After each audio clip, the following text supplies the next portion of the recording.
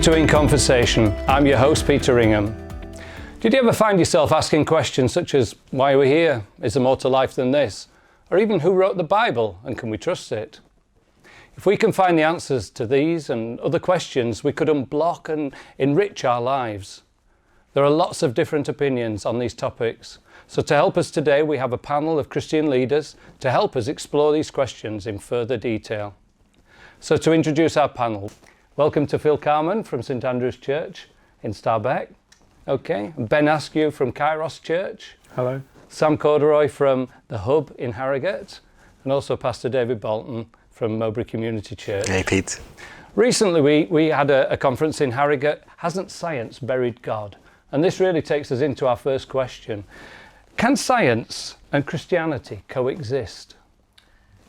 I think that's a really interesting question, and something that people, we tend to separate science or religion as two kind of very different things, this idea that you could believe in God and believe in science. But for me, the more I discover about science, the more that science discovers about how amazing the world is, for me that leads me to more wonder and more awe, and therefore leads me to deeper in my faith in God rather than pulling me away.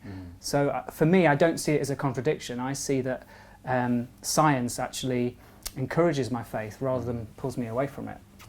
That's the worldview I think the Bible encourages us to have. It talks about looking up to the heavens, pondering the depths of the oceans, getting fully involved in the world, but letting that draw you to God. And it's only recently, I think, that that the idea of science and religion having to be kept very separate has come about. Yeah, I think those are really good points. That would be my perspective as well. I think they're asking two different questions, though. You know, science is asking the question, how? How does something happen? How does something work? What's the mechanism behind it? And explores it in depth. Where faith or religion or the Bible is asking a different question. Why is something here rather than nothing? And what is the purpose behind that? And who is behind that? So it's asking a why and a who more than a how. But they all kind of work together, giving you a fuller picture of the purpose, the meaning of life. Yeah. Wow. Sorry, go on, Sam. Well, I was just going to say, I did a science degree, and I would say that science is the reason I believe in God. And the science I did, it was a natural sciences degree, so it was like a mix of everything. So everything from astronomy and physics to biology and maths and chemistry. And when you study all of that and you just see how everything works so perfectly together, you can just see a designer in all of that. It's just absolutely awesome, and the magic of maths. And I don't think you can do that and see that and look at the evidence without then believing, okay, the Earth was, or the universe was created 14 billion years ago. You know, the theory of evolution. I believe in all those things, but as you say, that only asks or answers the question, how did it all come into existence? And we really need to be asking, why? Why am I here? And I just find it a little bit depressing, actually, to think that I could just be here as an accident, a clump of cells that's just come together. But the idea that there's a creator there who made me on purpose and loves me to be in this earth, that's what faith is about, isn't it? It's interesting that you were saying about what's in the beginning. I was out on the streets last night, and one of the questions that came, or one of the statements that came to me was, oh, I believe in the Big Bang Theory. And I said, yeah, why not? Because the Bible says, let there be light. Oof. And we were straight in. So science, coexisting. But that leads us on to another question, because all of you have mentioned in your statement so far the Bible. But how do we know that the Bible is right? I mean, who wrote the Bible, first of all? Yeah, so essentially the Bible's written by lots of different people, but each of those people were inspired by God to write what they wrote. And it was also written over, you said about different types of literature, poetry and history and stories, also written over a long period of time. Yeah. And the amazing thing for me about the Bible is that there's so much of human experience in there. There's the highs of when life is great and joy, but there's also the pain as well. There's the pain of what it is to be human, and that kind of sense of suffering. And when I turn to the Bible, I can always find somewhere in there something that relates to what's going on for me. And if I'm trying to come alongside a friend or somebody and help somebody, there's always something that kind of speaks into that situation, because it's got the whole of human life in there. So it's both human and kind of down to earth in that sense, but has got this kind of divine, the phrase that's used in the Bible is God breathed. The idea that God has kind of breathed his life into this, human people writing it down, but actually God's in there somewhere in it, inspiring it and bringing it to life. And I think that's fantastic, because the Bible is not just a collection of stories that are kind of disparate and no kind of overarching theme. There is this kind of journey that the Bible goes on and invites us into. So God is like inviting us into his story with him. And so there's this kind of connection or red thread throughout the scriptures, throughout the Old Testament, the New Testament, which we can talk about maybe again. But it's that God is coming in the person of Jesus and invites us to join his kingdom, his story, and be with him. So that's kind of, it's a love story from A to Z, really. God is saying, here I am, come and join my story. I love the idea that the Bible is just one big long story, even though it was written by many different people over thousands and thousands of years.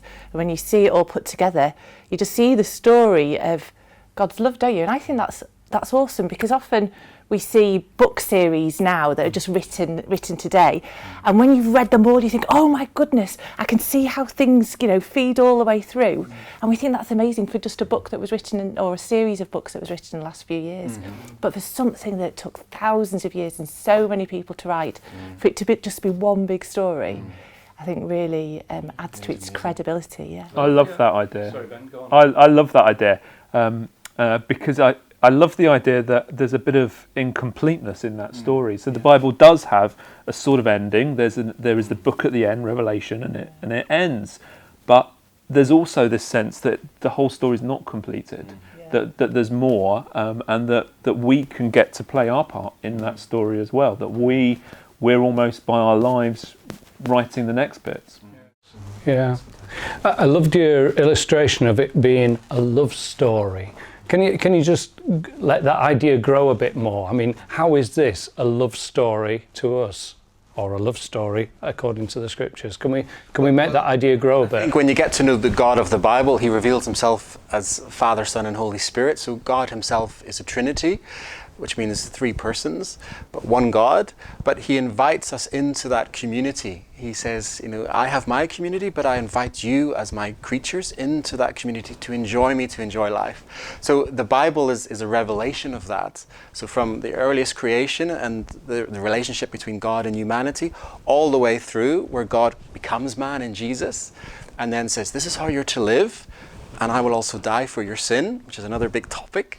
But then he goes on beyond that and says, now live together with me and build the kingdom of God on the earth together with my Spirit.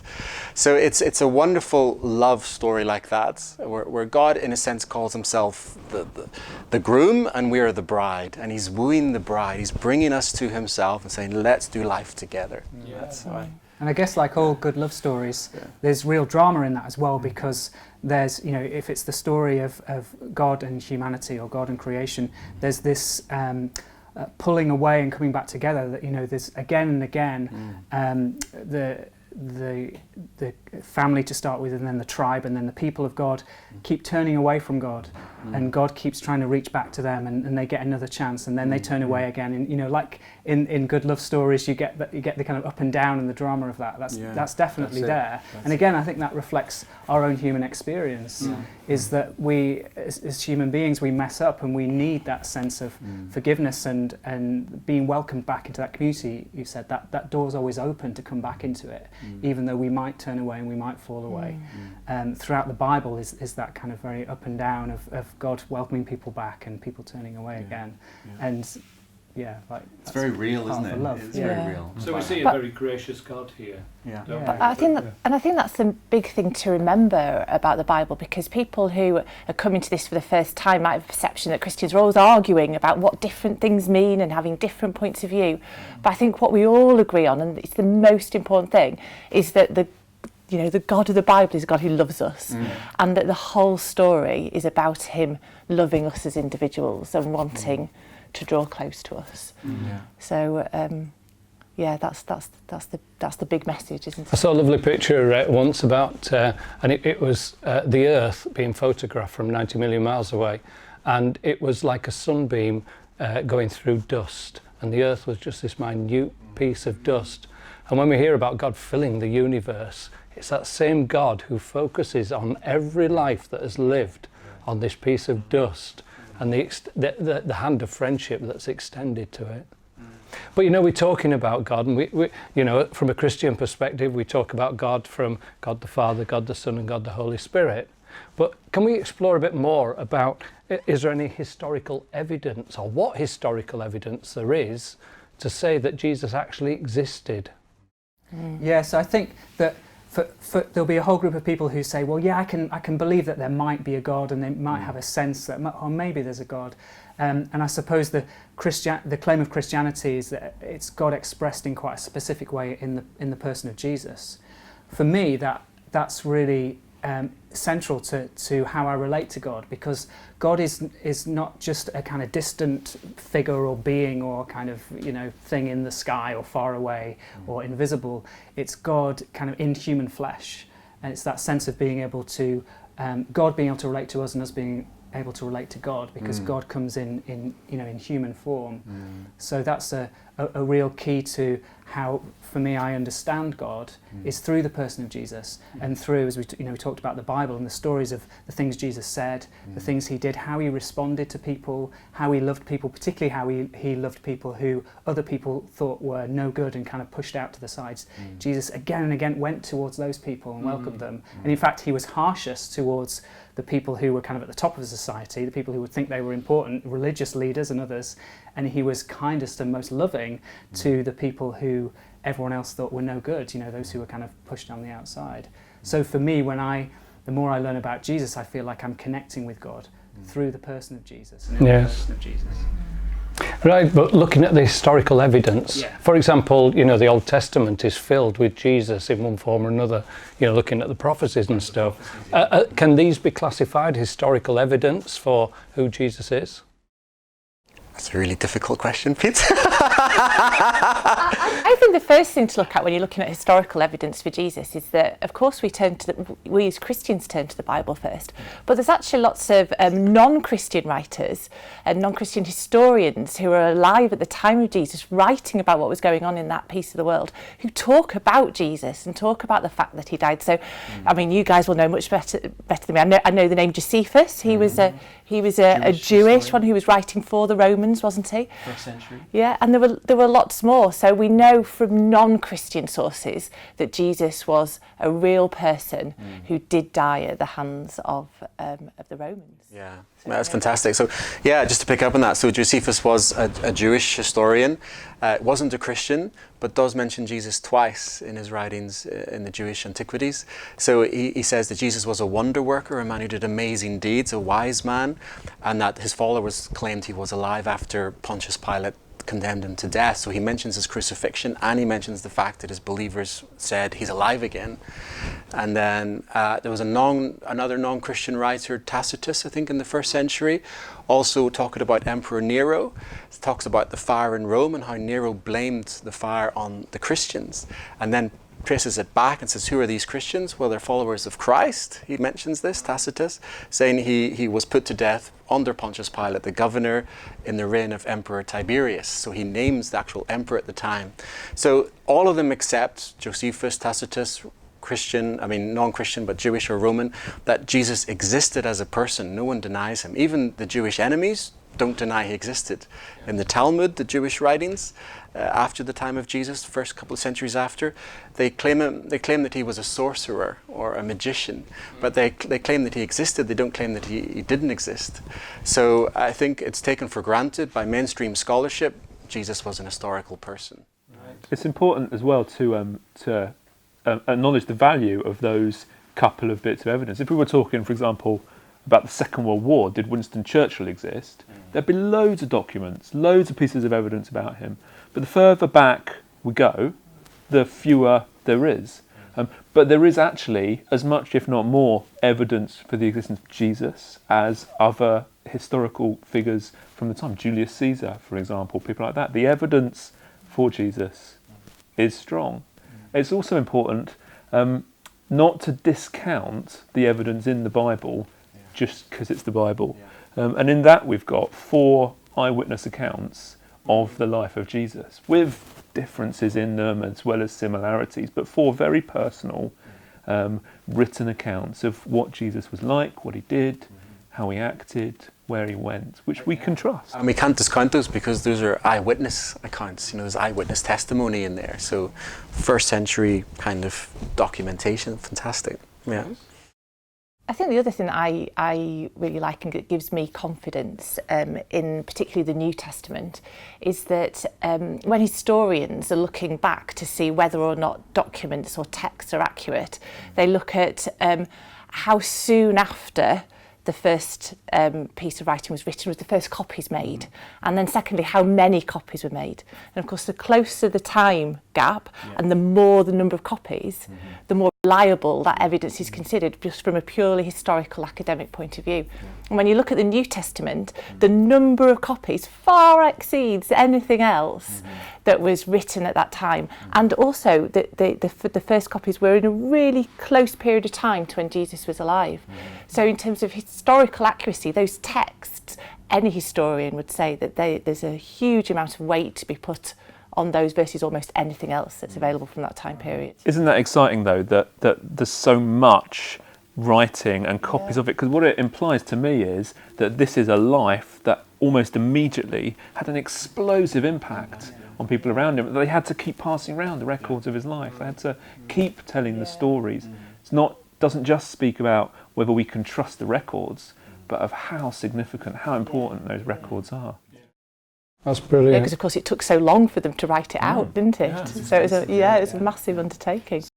Now you've just introduced another point to these questions. I mean, you've introduced evil, you've introduced sin. Whereabouts do these things come from? Well, I think that you'd find it hard to find anybody who would say that there isn't bad in the world. I think that we can look out on the big scale, we can look out in the world, we can read the news, and we can definitely say there's bad things going on in the world. We can also, if we're honest, look inside ourselves and recognise that there's bad things going on inside of us. So I think people are aware that there is evil. We might call it something else, whatever word we use for it. We're aware that it's there. And again, in the Bible, that's not shied away from. That's really clear. And as we've just been talking about, really what Jesus comes to reconnect that which has been disconnected. So at the beginning of the Bible, we have God and humanity and creation together, united. But throughout the story, that gets disconnected. And so that's kind of the big story, and the Bible ends with that being reconnected. But that's also a personal thing for each of us, is that we're on that journey of, I think deep down we know we're meant to be connected with God and one with God, but we often feel like we're not. And actually this story of Jesus that we've been talking about is about making that reconnection. So it's about heaven and earth coming together. And of course you see that directly in that Jesus is man, which is earth, but he is God, which is heaven. So it's a reconnection of heaven and earth. And through Jesus' death and resurrection, that had to happen. We're talking about why did Jesus have to die? I believe that had to happen because it was about making that reconnection possible. We don't have the power in ourselves to reconnect ourselves with God, but God himself in the person of Jesus going through that sacrifice and through death in order to break the power of death so that we can be reconnected with God. But why is there death? Why is there evil? Where did it come from? Have we got any ideas? Do you remember when we talked about the Bible being like a love story, and all love stories having drama, and kind of will they, won't they get together, and part of that whole story is that those that come close to God have a choice not to. They can choose not to respond to his love, and the problem is that when we choose not to enough times, there's consequences, and there's darkness.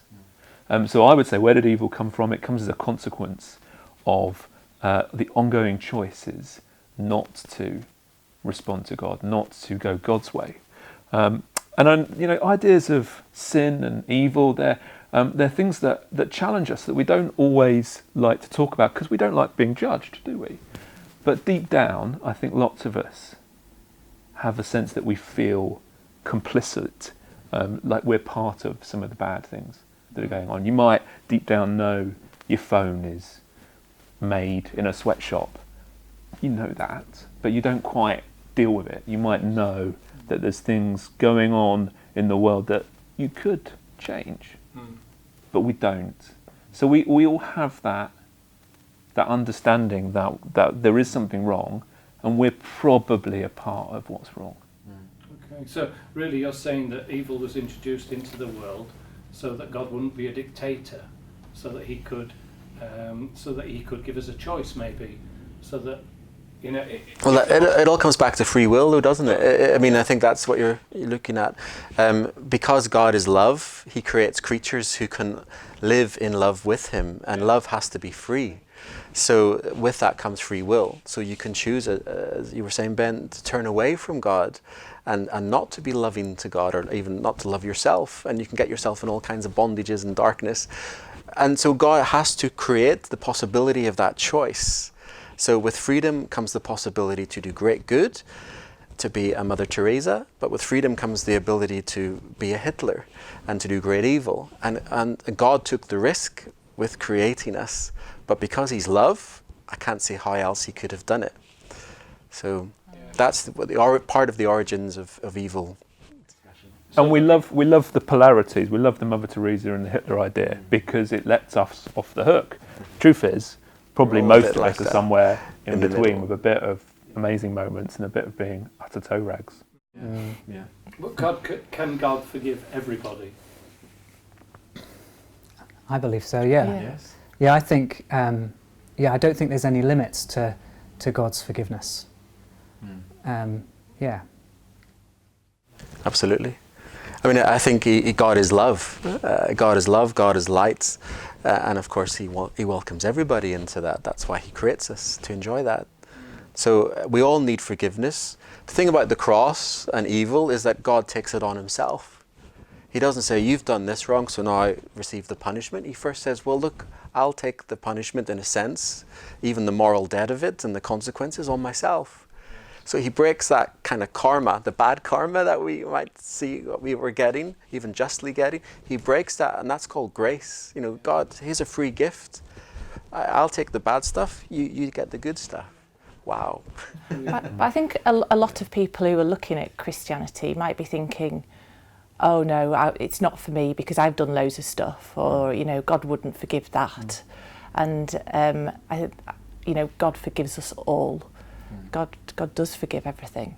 And so if anybody's kind of sat there thinking that, then Jesus is absolutely the right person for them, because he gives that grace, doesn't he? That unconditional forgiveness, that love, and it changes your life, really. Brilliant. Yeah. Okay, so there is somebody watching this film and they want to know more about the Bible, all right? More about God and more about Jesus. So where would you direct them to in the Bible? What would be the first thing that you directed them to read? I would get them to read the Gospels. So I would probably, because the Gospels are the stories of Jesus' life. So there's just 4 of them, and they're quite short when you compare it with look at the big thick Bible. You think, wow, there's so much in there. But actually, the stories of Jesus' life are actually quite short. And one of them, Mark, is the shortest of the 4, and it's a kind of fast, pacey read. And so starting with that, you get quite an exciting journey through Jesus' life. So I would start there. Yeah. I'd be the same. Yeah, start with the Gospels, maybe the Gospel of John. He was, one of the writers who talks about the love of God very much, and you get that love story theme coming through. So, How about you, Ben? I would start with the Gospel as well. I think I'd probably go with Luke, because Luke writes a sequel. So I would start with the Gospel, which tells you Jesus' life, and then you've got the next episode, which is what happens immediately afterwards, which is full of fun stuff that this new church does as they come to terms with the idea that Jesus is alive, that God's with them, that he's calling them to change the world. Brilliant. Right, now you need to recommend Matthew. I was going to say that a thing that I'd say to somebody who's wanting to start reading the Bible is to say do it alongside someone else, because it is ancient an ancient text, and it can be quite hard to understand. And if you know somebody who's a Christian, or if you don't, to find some booklets to help you, or something online that can kind of guide you a bit through it and give you some of that context, because it's a book or a collection of books like no other, and it really comes to life. And I think that it's not just words on a page. It's a living thing, and you see that lived out in people's lives. We talked a classic example of Mother Teresa. Of somebody who you think, well, why would they live this way, and why are they doing that, and why would they give up all those things? And I think that the Bible makes sense when you see it lived out and fleshed out. So I'd encourage somebody to get alongside someone else, or read it as a group of people, and say, what do you think about this? And so it comes alive. Thanks, Phil. That's much rewarding, and thank you to everybody for coming today. I'm afraid we've run out of time now, but I'd love the conversation to go on. But the answers you've been given have been thought-provoking, interesting, and stimulating, and it's been great to see you. So thank you, Dave, for coming. Lovely to see you. Sam, thank you so much. All the best with the hope and everything. Ben, it's great. Kairos, keep going. And Phil, you just keep flying. Soar on wings like eagles. Okay, that's lovely.